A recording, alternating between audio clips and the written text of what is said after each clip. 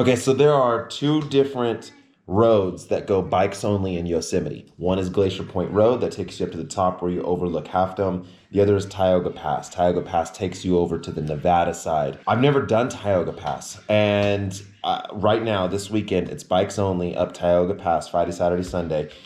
And it's not like an official Yosemite does this because they like cyclists. It's just, hey, we've plowed the road. We're getting all the finishing touches, and then we're going to open it up to traffic. So it's just possible to ride through it, but it's not open yet to traffic. But bikes don't really count as traffic. We're going to start from here, from the house. Should probably be 130-mile day. It's going to be maybe one of the bigger road rides that I've ever done, like 15,000 feet of climbing. It's going to be a doozy. Yesterday, we did 90 miles, 11,000 feet of climbing. So I'm kind of wrecked. Good. Oh, I love you. I love you.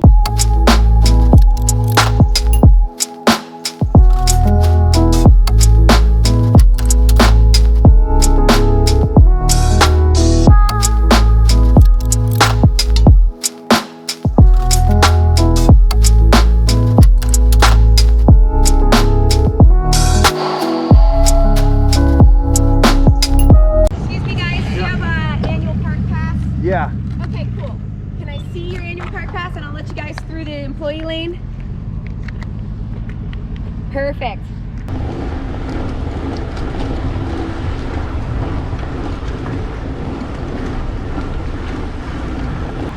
So even though you didn't need a reservation, they were gonna make us wait in that line to buy a pass. Fortunately, your boy is a preferred member of the Yosemite Club. VIP. VIP, so we got to go employee entrance. No big deal. No big deal. All right, we're here with Ivor. Super strong, has a hematocrit of 50, so you know, a beast. We're over the first of 6 climbs. It's gonna be a big day. What do you think so far? I mean, we're not really to Yosemite yet, but... Oh, dude, this is like a different planet from the Bay Area.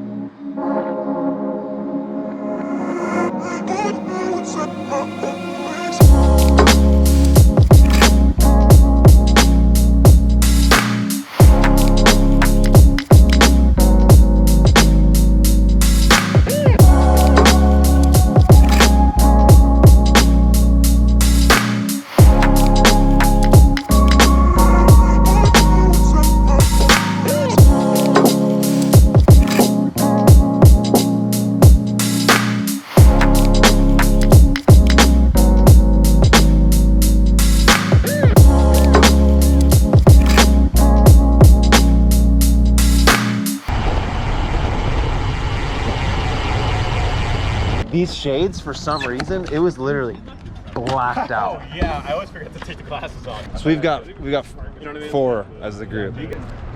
Kristen's so strong. Everyone here so strong. But so now we're gonna ride through the valley, go get some lunch, and then do Tioga Pass, which is it's around that mountain. And then it takes you to the backside. So like there's Half Dome, yeah. Well, we're gonna ride all the way around and see it from the other way. So like way over there. So give me your initial impression when you see this for the first time. It's California showing off again. It's beautiful. Doesn't California do that? Yeah. Such a show off. It's proper. My heart grew 3 sizes today. Grew 3 sizes yesterday when I saw it for the first time, and then today it grew 3 sizes again. Easily my favorite place on the planet. Really? Dude. I guess it's not like Where else are you gonna get that? It's your screensaver. It's Yeah. background picture. Everybody's screensaver, right? Like, Yeah. Here's what I would say is special about this place is that like most vista points like this, you just see it and you're like, wow, that's pretty over there. yeah. But now we get to go ride through it. Jinx, buy me a Banana. And so, you know, you really get to appreciate the valley from multiple vantage points. From here, from down on the valley floor, which is my favorite. Then you could go up to Glacier Point, see it from the top. it certainly rips.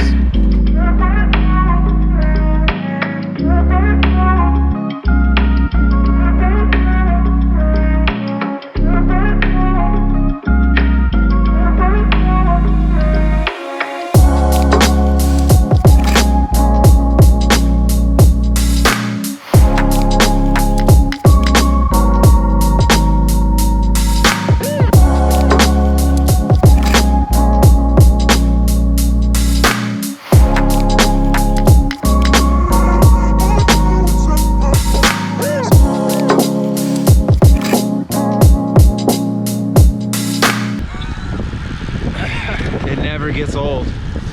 And this is a really unique time because of COVID. They're only letting in X amount of people.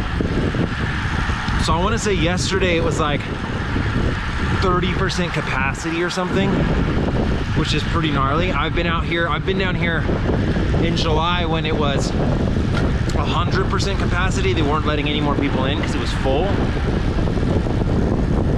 This is the way to experience Yosemite, with as little people as possible. So right there, like right now we're on a bike path essentially. Even though it looks like a road, it's closed to traffic and it's straight rips. There's campgrounds right here, and if you ever come to the valley, you got to do this extra little, like it's like 2 miles. It's not a thing, but even if like COVID's not a deal when you're watching this, getting away from the traffic, this is the way to do it. So there's just this little loop at the end of the main loop, and as you can see, there's no cars.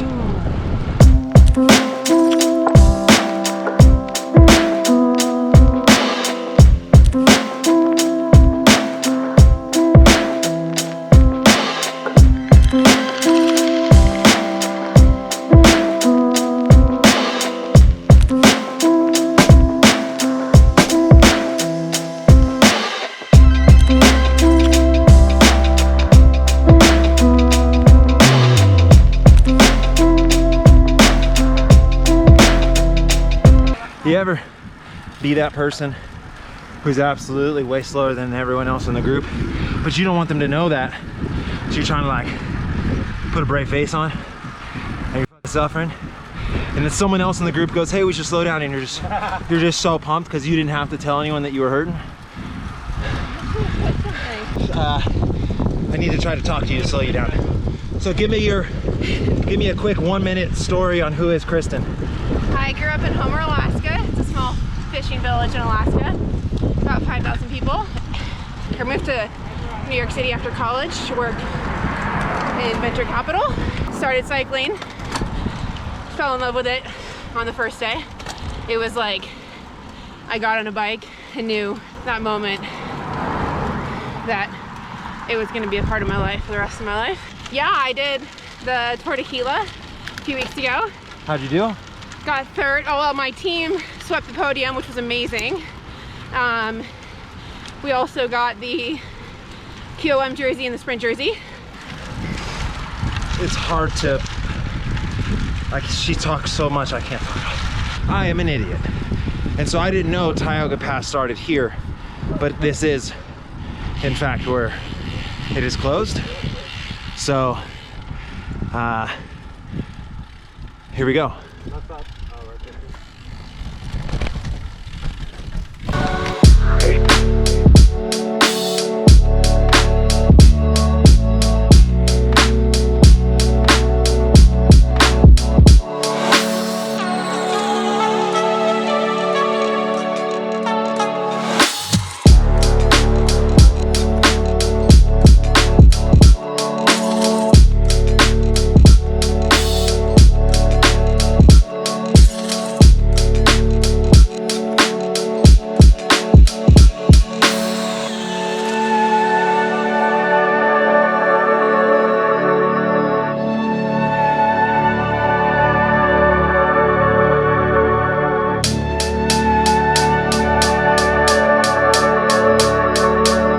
So, for future reference, getting to the closed gate, quite the chore. So everyone looks like they parked right there, right before the gate. So don't do what I do, kids. This was ridiculous. It's really hard to enjoy this for how big of a ride it has been. Like, I just want to get home right now, and that's a bummer because we're on Tioga Pass with no cars. So we're trying to make this decision, as all cyclists do, which is we want to keep going. We started a little late.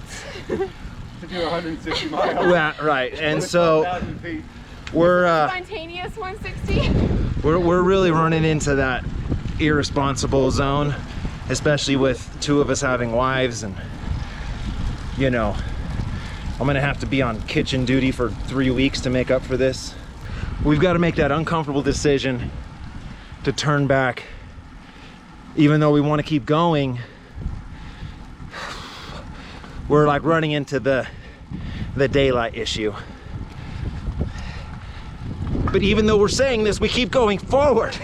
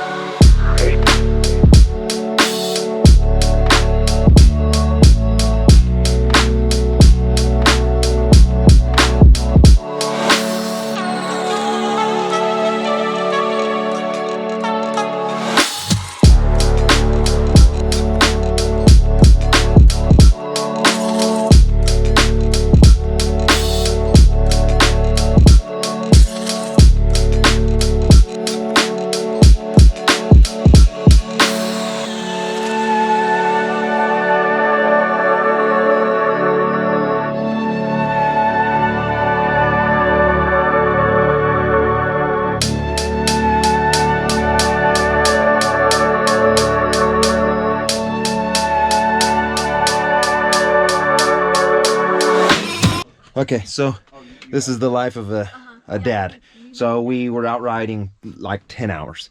Okay, so then wife, pissed. I could see steam coming out of her ears, but she's such a trooper that she doesn't really say anything, but I feel it. So I'm gonna take the kids and drop Ivor off because his wife also steaming. And so I gotta drop him back off at his Airbnb, which is like forever away.